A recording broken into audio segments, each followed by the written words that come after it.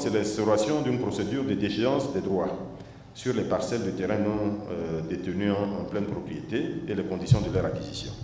Bon, là aussi, j'explique un peu parce que certains d'entre vous avaient commencé à partir un peu dans tous les sens quand ce texte a été pris. Mais en réalité, ce texte n'a pas été pris pour arracher des terrains à quelqu'un.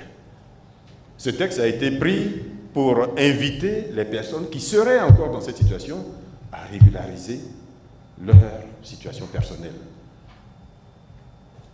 J'ai indiqué tout à l'heure qu'aujourd'hui, le document qui fait foi en matière de propriété foncière, c'est l'ACD, donc l'arrêté de concession définitive. La réforme de l'ACD, c'est 2013. En 2013 et aujourd'hui, il y a pratiquement 10 ans. Donc, ici, il s'agit d'inviter les personnes qui sont encore à l'ACP, donc l'arrêté de concession provisoire qui existait avant la réforme de l'ACD, à faire la démarche. Les personnes qui ont encore des lettres d'attribution de l'époque, à faire la démarche. Tout simplement parce que ces documents-là ne sont plus reconnus dans le dispositif qui fonctionne aujourd'hui. Nous ne pouvons pas, 10 ans après, alors que la réforme de l'ACD ne fait plus cas ni de l'ACP, ni de ces lettres-là, nous ne pouvons pas continuer à les intégrer, à les recevoir. Et malheureusement, beaucoup de faux. Certains ont compris, justement, les faiblesses qu'il y avait dans le système et ont utilisé ces faiblesses-là. Parce qu'aujourd'hui, comme je dis, il n'y a plus d'ACP depuis au moins 10 ans. Mais si quelqu'un se débrouille pour sortir un ACP de 2011, voire même de 1995, on fait comment?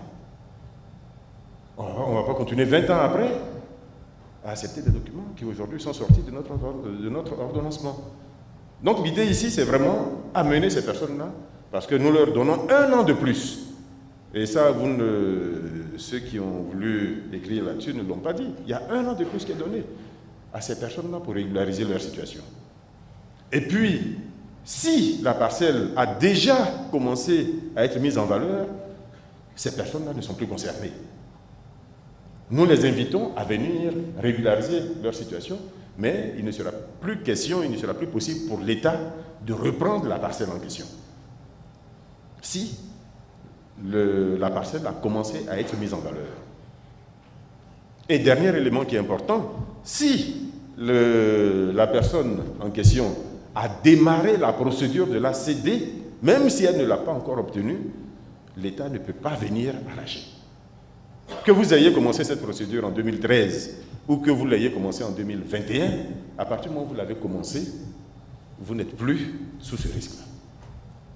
Voilà. Donc l'État devra mener la procédure à son terme, vous délivrez le document, si évidemment il n'y a pas d'obstacle. Et s'il y en a un, les services, évidemment, vous en informeront.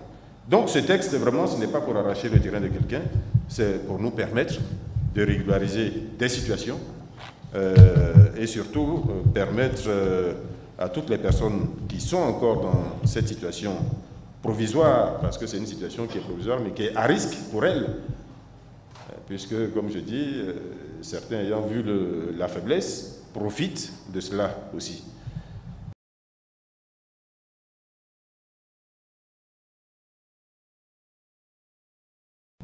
La quatrième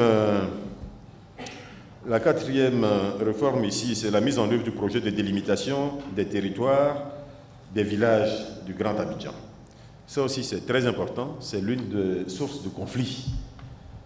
Parce que, je l'ai indiqué tout à l'heure, il y a beaucoup d'incompréhension, il y a beaucoup d'ignorance, et malheureusement, c'est l'image du ministère qui en paye un peu le prix. Donc, aujourd'hui, ce projet-là, nous insistons pour qu'il soit réalisé.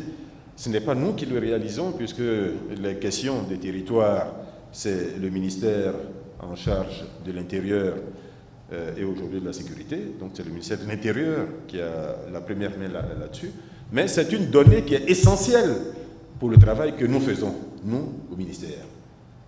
Tout simplement parce qu'il y a des chevauchements, il y a des superpositions. Un village décide que son terroir va jusqu'ici, et puis le village à côté décide que son territoire vient jusque-là. Et tous les deux émettent des actes sur la partie qui fait l'intersection. Donc nous nous retrouvons à gérer ces conflits. C'est notre image qui est ternie. C'est des usagers qui se plaignent de nous alors que nous n'avons rien à voir avec ça. Donc ça c'est un projet vraiment très important. Heureusement nous avons été suivis par le gouvernement qui a autorisé donc, que ce projet de délimitation des limites des terroirs villageois soit conduit.